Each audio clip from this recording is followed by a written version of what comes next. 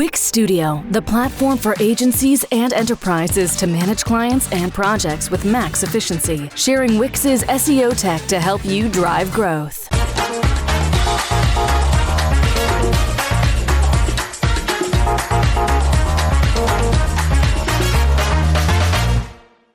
Fix errors, waste, and issues in a couple of clicks.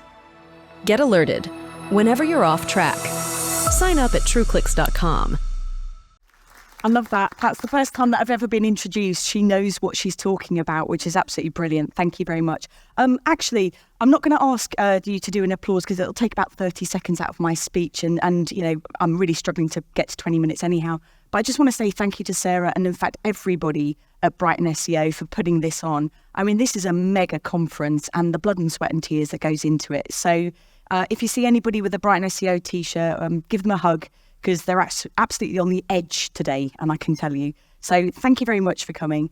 And this is what I'm going to be covering today. This word community, everybody thinks that they know what it is. Actually, there's a difference between communities and networks. I'm going to give you some really tangible definitions.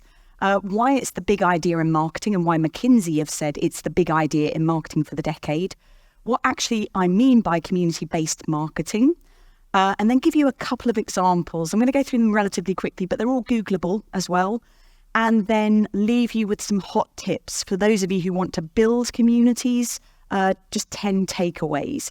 I'm very happy to give you access to these slides and also this beautiful thing up here called the periodic table of community strategy, which is something that I worked on a couple of years ago to try and distill what I mean by community strategy into a single page. So if you do nothing else today, have the periodic table of community strategy and then start to think about building your own communities or apply it to the existing ones.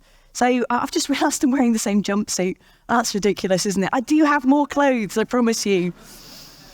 So there are some of my clients up here. In fact, one of my clients, a former client, is in the room. Hiya! You're right there, Julia. So I do know what I'm talking about, don't I, Julia? Thank you very much indeed.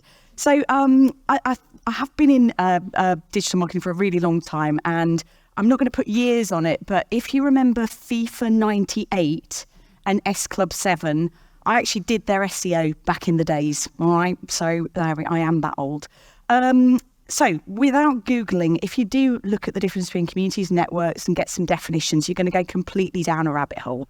So what I'm going to do is give you some definitions around the difference between a community and a network and the 5 Ps and the 1 C of community. So social identity theorists suggest that when we join a community, we leave the individual self behind. We actually leave our selfish self behind and we think, what can we do with other people to create and help and move something along? What purpose do we have? What identity do we have with these other people that means that I want to spend time with them and actually do something? Now, it can be many different things. It could be solving systemic racism in the anti-racism innovation community, or hanging out with a load of engineers in RS Components Design Spark community. Or for me, I'm normally on stage because I'm singing and not presenting with my community choir. But actually, there is a difference between a community and a network. With this community, it's the sense of we, the sense of us. What can we collectively do together and achieve? With a network, it's I'm in this grouping and what's in it for me, okay? Now, communities can be just in the physical space. They don't have to have a digital home, but they could be on WhatsApp, they can be in Slack, they can be on Discord service, Guild, Mighty Networks, in social media. I'm not a massive fan of social media for building communities, but that's the difference between a community and a network. And there are 5 Ps of community and 1 C. The first one is communities of play, where we convene together around something that's fun. And, we have some, simple times together, such as Lego's Ideas Community, a community of practice. Women in SEO, Tech SEO, that's an example of a community of practice with a very specific identity. And also the Marketing Society, Chartered Institute of Public Professional Development. Communities of place are really powerful identifiers. So an example is We Are Made in Stoke. People who were born in Stoke, who have gone back to Stoke to help regenerate that particular part of the UK. One that you're really familiar with, communities of product. So Salesforce, Trailblazers, HubSpot communities, these are ones that have extended out of customer experience and customer service and now are moving also more into marketing as well. And communities of purpose. Every community should have a purpose, but some are designed to bring people together for social and societal impact. For example, one of my clients, Beacon Connect, which gathers together very, very rich people, although I've noted that Elon Musk is not in there, to give their money brilliantly in philanthropic ways, not philanthropic ways, and to do good in society. And the C in community is one that you hope that you would never wish to join, but when you do, it can actually be very life-changing. So communities of circumstance around illnesses or things that might happen in your life where you need to be with other people who are just like you. So community, according to McKinsey, not AI, is the big idea in marketing for the decade. Why? Well, actually, almost it's the opposite to AI, I think, is because it's about people. Now, they've talked about 3 big eras in advertising and marketing. The first is the mass media era, where we were trying to reach consumers at in a mass way, in the cheapest ways that we possibly could. Era 2 we're coming out of now is the era of personalisation, using technology and data to meet our audiences at appropriate points in their journeys. And now they say that we're in era 3. And what era 3 is identifying groups and networks and clusters of individuals, understanding what they're talking about in relation to our brand, and maybe either partnering with or working with those communities or even creating our own if there's gaps. Because with McKinsey talk about this community flywheel, what it helps us to do is to understand and to iterate our campaigns, our products, all of those things within our organisation to be able to do marketing effectively. And this is not new, the idea of community as well. I mean, I've built my career on it, but actually one of the key forces has not just been the pandemic, but also the erosion of trust in things like academia, in government, in the media as well. And anybody who's been looking at Edelman's Trust Barometer over the last 20 years, you've seen that we're trusting people like us. And that's why we're moving more towards communities, and also why influencers and creators have been so popular in marketing strategies over the last 10, 15 years. And I'm a former CMO, so I'm very, very budget aware. One of the other big drivers of community is actually it's a very low cost marketing lever for growth. And it can help with all of this, whether that's paid, earned, shared or owned. And it can help at all parts of the marketing funnel as well. So at a time where digital marketing channels are costly, noisy, oversaturated, and when you've got a CMO or a head of marketing who's looking at budgets, introducing community into that mix can often make them really smile. Businesses, particularly in technology and SaaS, have been understanding the value of community over long periods of time. Bevy, Stripe, Zapier, Pendo acquiring Mind the Product, for example. You know, that was a community of product marketing managers that got really successful, and the people who created it then sold it to Pendo a few years ago. So businesses, particularly technology businesses, understand the impact and the value of creating or buying these branded communities. And I've been really lucky over the last few years to be able to speak to some really inspiring leaders, people like Sasha Celestial One from Olio, and also Shamil Thakrar, who's the founder of the restaurant chain Dishoom. And all of these really inspirational founders and leaders talk about community, and they don't do it in the round. They talk about community in terms of their employees, their colleagues. So they talk about their work communities, they talk about their partner communities, their supply chain communities. And if you've got somebody in charge saying, what's our community strategy? Then I'm hoping for those of you who are in-house, you know, that you've got one. And for those of you who are agency side, that you're also, you know, getting access not just to the head of marketing, the CMO, but also the leaders as well, because they have a real appetite for community-led growth and doing the right things. And another lever is the SaaSification of business and subscriptions within business as well. Whether that's, you know, food boxes or whether that's media publications, or even software as a service, or even businesses such as Agency Hackers. I don't know if Ian is here today, but this is a community and a membership offering that means a recurring revenue, and community really does support that and retains people within a subscription service.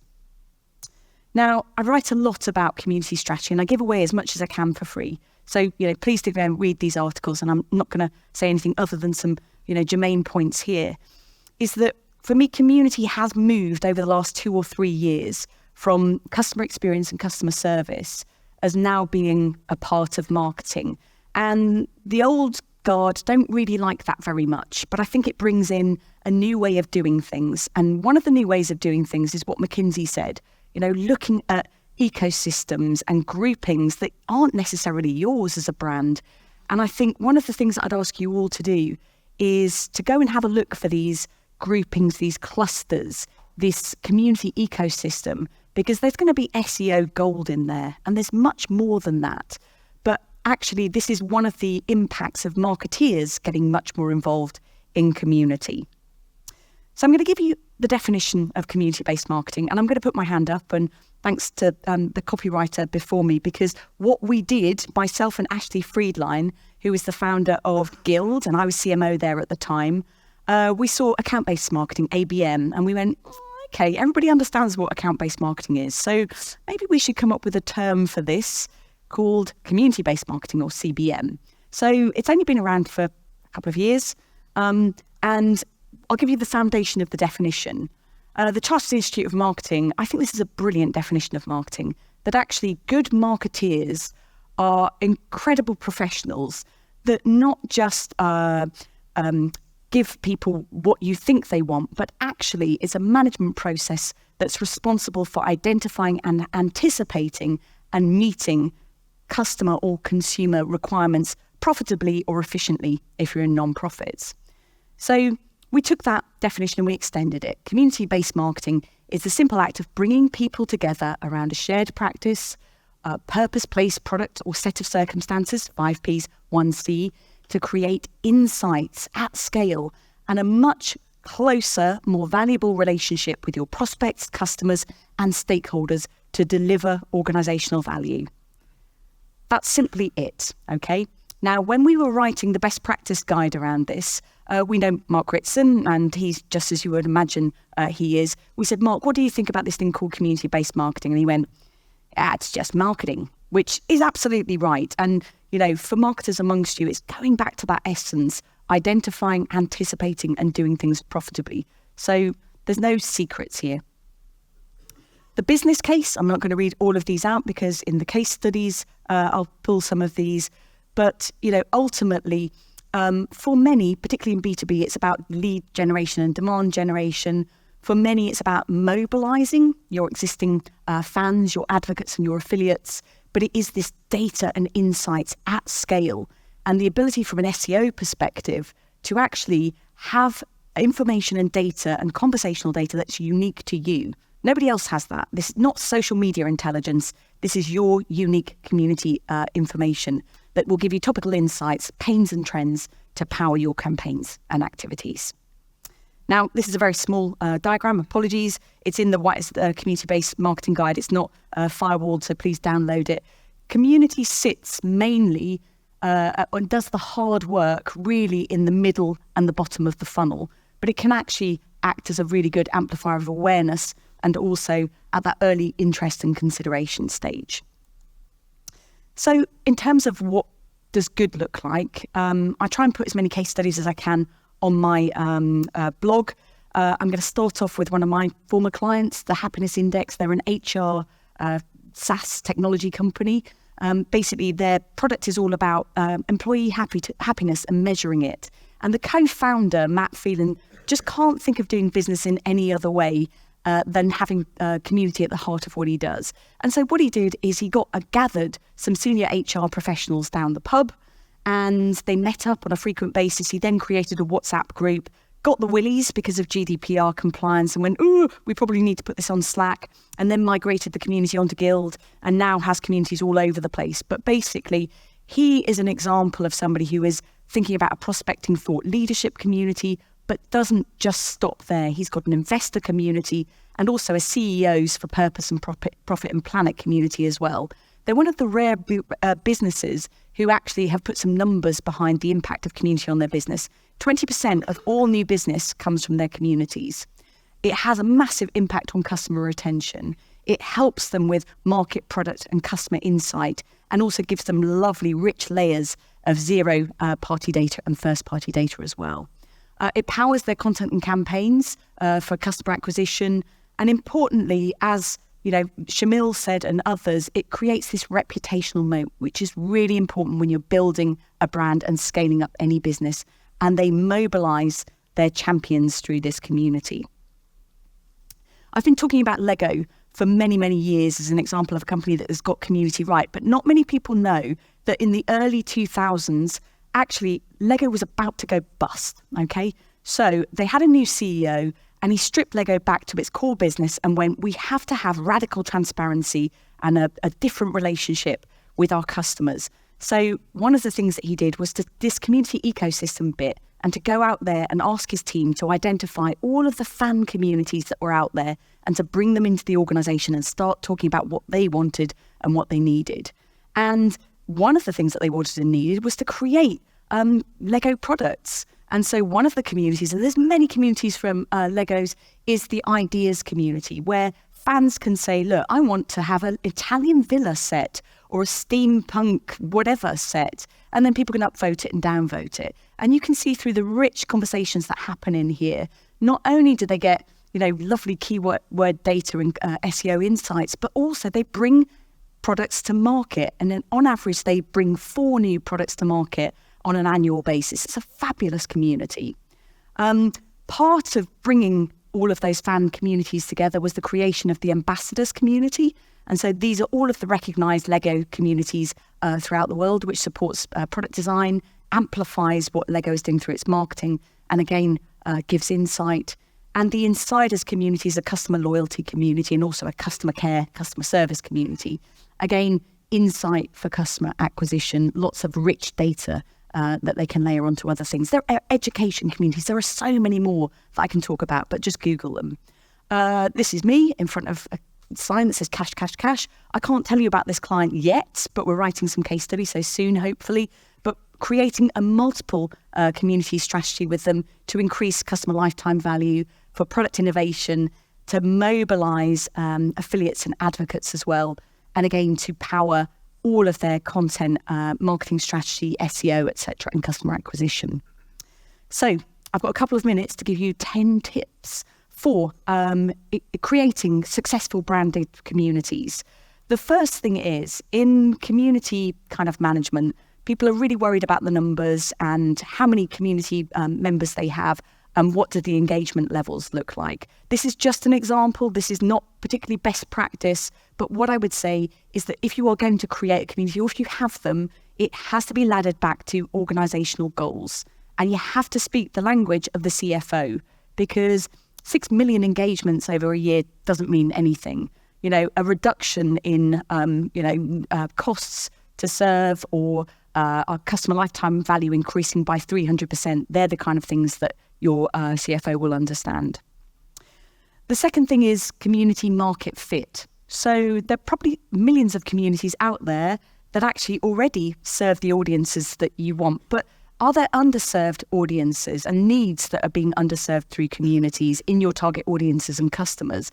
And if so, do you have a proposition that could actually fit this? And if you get that community market fit right, then it's absolutely brilliant and it's absolute gold dust. Time and attention are our most precious commodity as human beings, as individuals. So thank you for your time and attention here. But with a community, you absolutely have to state for certain, why would people want to join in the first place? What's in it for them? Who else is here? And I see so many communities that do this really badly. So you need a really clear why, externally, but also internally as well. And I get asked, what's the optimal size for any community? And the answer is big isn't always better. If you've got fan communities or subscriber and member communities, they might be vast and huge. But if it's your high value customers or an advisory community, it might only be in the tens as well. So the answer is, it actually depends. Psychological safety in any community is really, really important. In fact, that should be the bedrock of everything that you do. So you must focus on building a trusted, inclusive space. Everybody should feel welcome. Set the guidelines, set the rules, set the behaviours, and live those out consistently. And resource it properly with good community builders and good community managers. Here are 3 that I've worked with over the years. They're fabulous. They do it differently. They do a great job. The thing is that they are all quite senior people, and they're people. They can connect, they can amplify, they can police in brilliant ways. And I just love this because it's inside the mind of a community manager, which takes a lot. Community is not a broadcast channel. It's not just a place to shill out your content. I'm sorry, because that's just not a community. That's a feed. So try and ensure that you build it from the ground up with your members. So actually they are starting the conversations and not just responding to your content and stimulus. Part of psychological safety is to create consistency and rituals in your community. Again, an article I've written about it. Because that gives people a reason to come back. It gives a drumbeat for a community. So an example in a B2B community is the opportunity for people to say, what they've done that month and what they want to celebrate. Famously, the B2C Andrex Puppy Facebook community way back in the day had a 5 p.m. bark that basically said, down tools and enjoy the weekend and come and pat me. 2 last points, and I know that I'm a little bit over. Choose the right community platforms. In fact, technology should be your very, very last consideration because there are millions of them out there. And I know it because I was CMO of a technology platform. So, think about, what do I need? Do I need data, user experience? Do I need reach? Am I on a budget? Do I need to fit this in with my tech stack? There are so many different things that you need to consider. But one thing that I would say is, if you've got an idea for a community, often you can do it in an MVC way, minimal viable community, just with an email list or something like a free Slack community or a guild community to get you started. And finally, the reason why Shamil and other business leaders really love the idea of community is because it has an economic value. And the reason why the Mind the Product guys like community is because they were able to retire after selling their community. So communities, like brands, take time to build. You need to be intentional about them, but they do have an economic value. Do not give up after a few short weeks or a few short months because there's real value behind this. So thank you. In summary, community is an opportunity for low-cost growth levers and can support new business models. McKinsey love it. I do too. I hope you do. At the very least, identify your community ecosystems because you're going to find some real gold dust in there. You might even unearth some new keywords, key phrases, competitors, etc. And if you're building community, you've got some tips to go away with today. And please ask me for the periodic table. Very happy to give you that. Thank you very much indeed.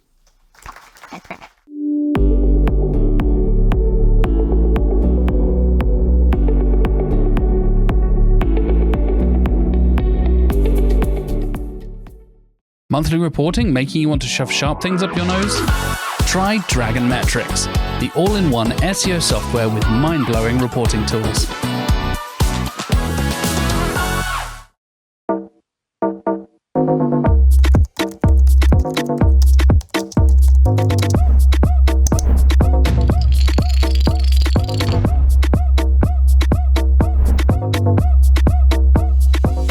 Demand Sphere. Limitless visual insights from the SERPs. Unlimited dashboards and users. Easy to use and easy to scale your growth to new levels.